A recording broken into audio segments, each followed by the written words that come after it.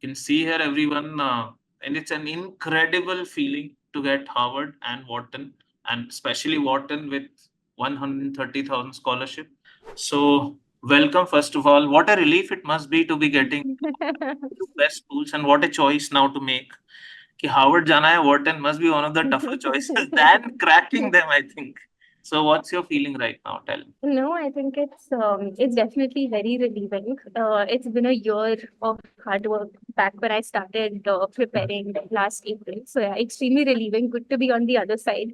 And to what you said, it's a problem of plenty now You to took two choose months between the two. hardcore prep, right? That is, I know. Yes, Yeah, yeah. yes. I Cool. did take 2 months of hardcore prep. I was doing the entire application while I was working. So it definitely took me a lot of time to get Right. to place where I was feeling confident about my overall application. So I applied in round 2. And yeah, I mean, I feel very grateful and lucky enough to have had so many supporters to get me to where I am. And I'm at a point where I'm definitely making a choice between the two. Harvard also does offer need-based aid as opposed to merit scholarship. So I'm waiting for their decision to come through. I And yeah, doubt then I probably make a Howard, I've choice. heard, actually offering much scholarship to India. I mean, that's Wharton does, definitely. And maybe it will come to need based. If you do apply, now you are probably negotiating or something. So that is what happened. Yeah. Yeah, I think Howard's actually quite generous to Indians, especially because we come from a developing economy as per their definition. So they are quite generous in their need aid far more than any other school. But yeah, Super. Wharton's the one that offers merit scholarship, so that if you get does ease off some of the financial pressure for sure. Super. So anyway, right now I think the decision has not been made. So it's a good choice to have, good trouble to have rather at hand. Right. Nobody would mind this, something like this. Tell me, because the GMAT is something that I talk to everyone every day about. So I want to know what went into your applications. Yeah. What should, let's say, somebody right now in April, you were in April when you started, what should that person try to do very correctly so that a great application and eventually a great interview, both the things are possible? Just let us Sure, know. absolutely. No, I think that's a great question. Maybe to start with, I'm happy to just introduce myself so that people understand my background and how that kind of played into my application. So, hello everyone. My name's Arshita. I have been working for the last 5 years. I graduated from SRCC in Delhi University, worked with McKinsey for 2 years as a management consultant, and shifted to work with an early stage startup called Apna, where we help people find jobs based in Bangalore. I've been with the company for the last 3 years, worked in the capacity of chief of staff and now kind of head of business. And was very clear that I wanted to do the MBA to move to the tech ecosystem at large outside of India for some time. And so had a very clear goal as to why I wanted to do the MBA before I started out on the journey, right? So, Sandeep, so to your question on, what is the application process like and what kind of makes like a really strong application? I think the one big advice that I'll give everyone, which I realized through the process, is to think of your application very holistically, right?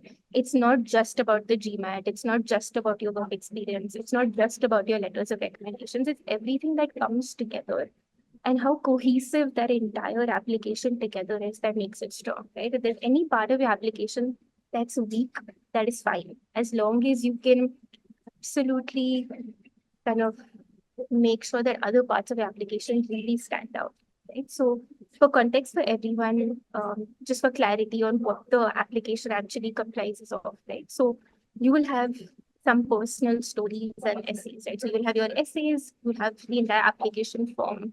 For HBS, that's a very long application form where they ask you everything from your Oh, extracurriculars yeah. to your hobbies, to what kind of impact have you created at work outside of your responsibilities. So it potentially takes like 4 5 days to submit the form in itself.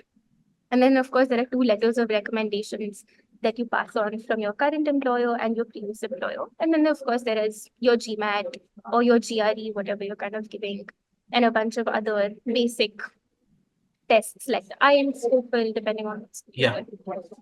and I think it's super important that you plan your journey in a way that you have sufficient time to focus on each.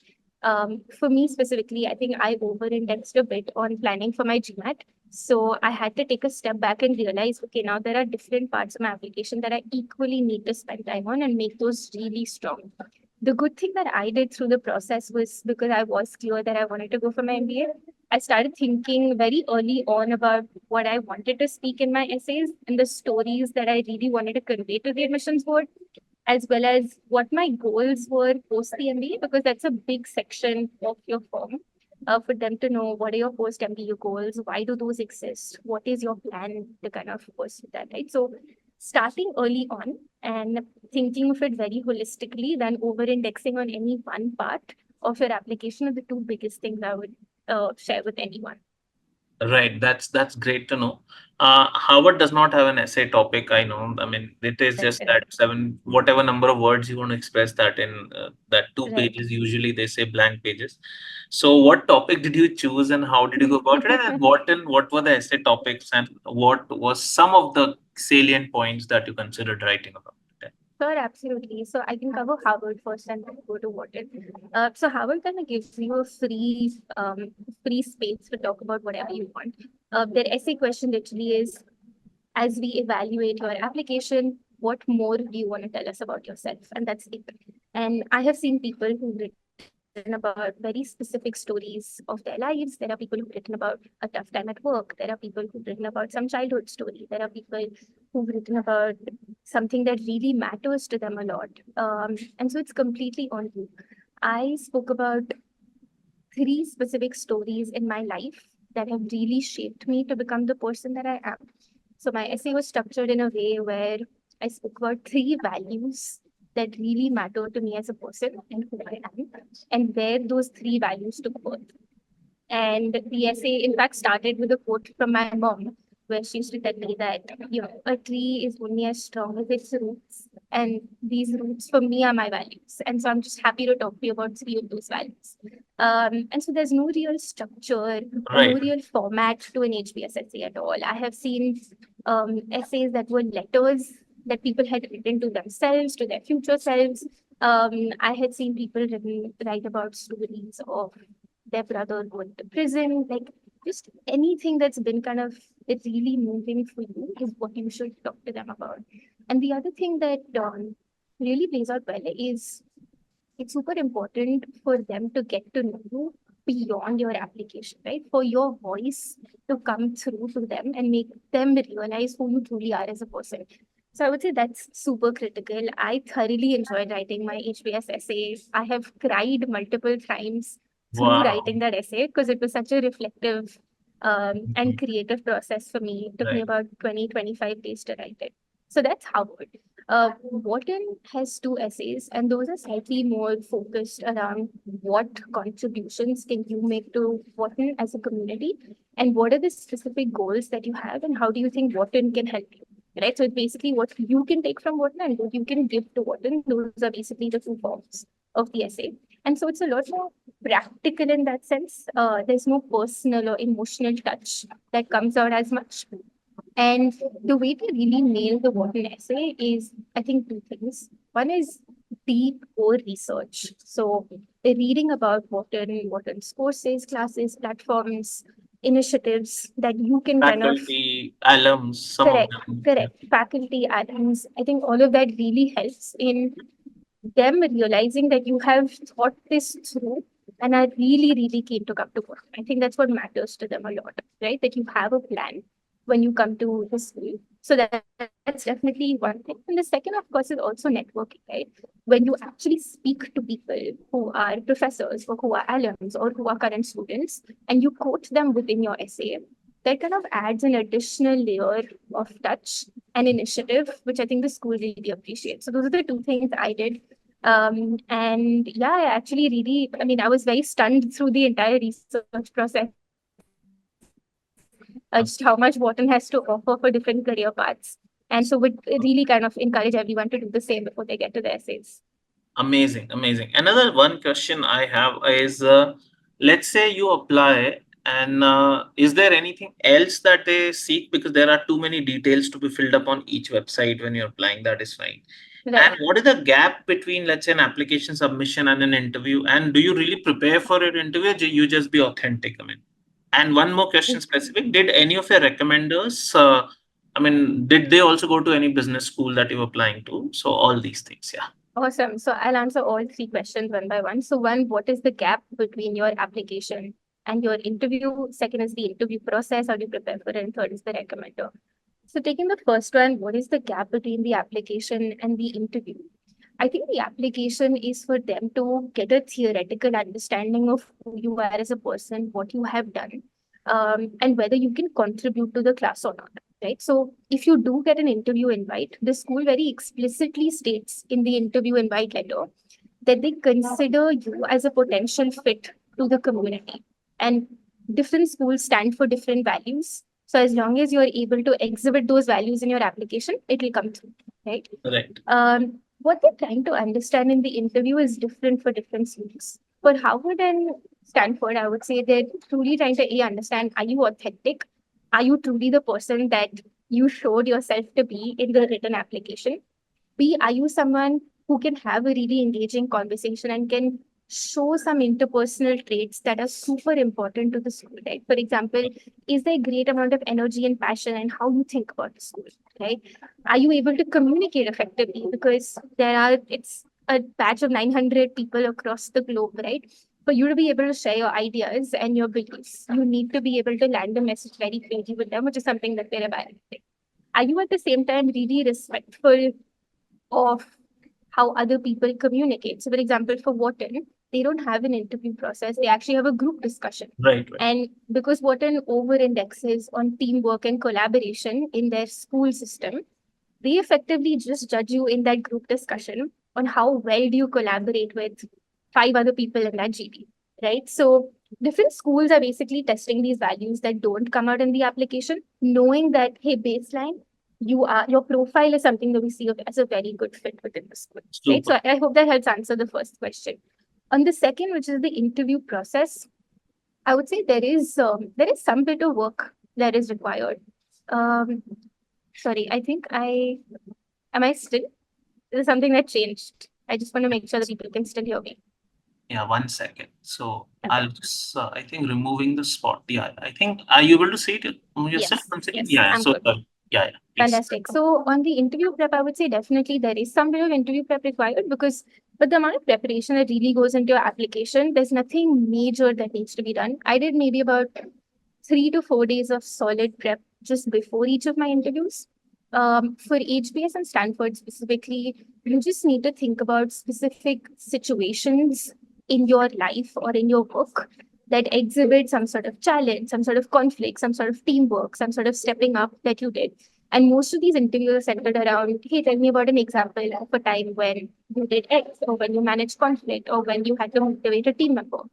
And so these behavioral questions, as they call it, effectively come out a lot. So thinking about some of these behavioral situations does help. For the HBS interview, maybe I think that's a separate question to take at the end. The prep is very different, and I'll talk about why when we come to that. But in general, I think just knowing your profile really well, knowing what are some of the messages you want to land to the school to make them understand who you are, I think those are the most simple. And to your last question on my recommenders, so I had two recommenders, one from my current company and one from my previous. My current company, he had been to Stanford Business School. I didn't get an invite to Stanford Business School, but Okay. I Yeah. don't think that really matters Right. in whether your recommender is really from a school or not. And my second recommender, he's not even built to business school, so it doesn't really matter. Because we're on the recommender piece, I would say that start thinking about who your recommenders are going to be early on in the process, communicate and tell them about it, and over-index on finding someone who truly knows you and will thump the table very, very strongly for you. Not someone who is senior, not someone who's been to a B school. Those things really don't matter. So Awesome to know this. for Yeah. McKinsey, for example, I took my manager's recommendation, not a partner or a senior partner at McKinsey, and I did not feel that was a weakness in my application at all. Superb to know, superb to know.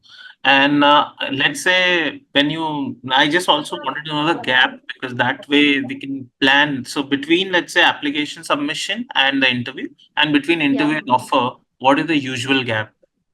Sure, so I can talk about round two timelines because that's when I applied. So effectively, your applications are due in the first week of Jan. You typically then have a lull period. You'll start hearing about interview invites in the first week of Feb to the second week of Feb.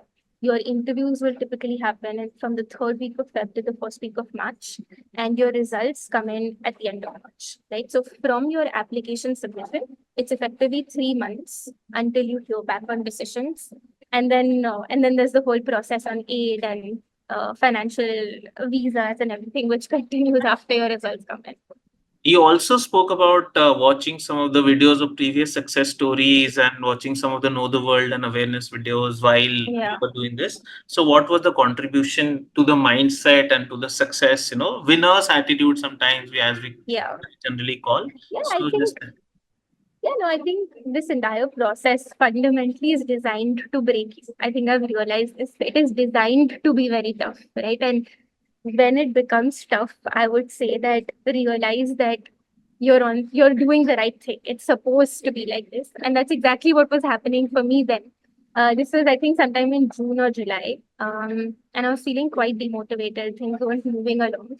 And I remember attending your workshop in Bangalore and just feeling this sense of, hey, like when things get hard, you just need to, like, just don't quit then and just keep at it.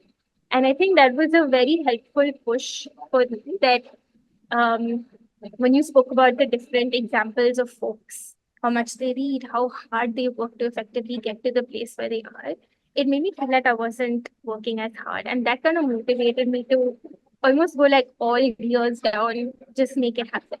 And so that definitely proved to be very useful. And so finding these sources of motivation wherever that exists for all of you is super important because you will need it to power through a very, very tedious application process.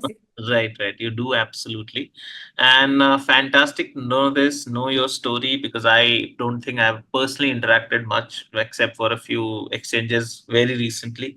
And I hope you're able to solve the dilemma of where to join very soon. Thank you so much. Maybe Harvard scholarship comes through. Do keep in touch. It's an exceptional achievement by every standard of imagination. And we are very proud of you. We're very happy to see someone. I mean, this is not a new thing for us, but still, anybody making it to any of the M7 or top schools is just a celebration of a kind. That is unimaginable. It's because that is what we live for, that is what we actually exist for. So, thank you very much for making time and good luck for all the future things that you do. Right. Fantastic. Thank you so much, Sandeep sir. And thank you to you and the entire Top One team. The score that I submitted for GMAT was the one that I prepared through with Top One. And so very, very grateful to help me get there from the team. And yeah, I think if anyone on the webinar needs any help or wants kind of like further guidance, feel free to reach out to me on LinkedIn. More than happy to help and pay it forward, all of the help that I received through the last year. Super. Very happy to do Fantastic. this. Thank Thank you. you so Bye bye. much. Bye bye. Bye.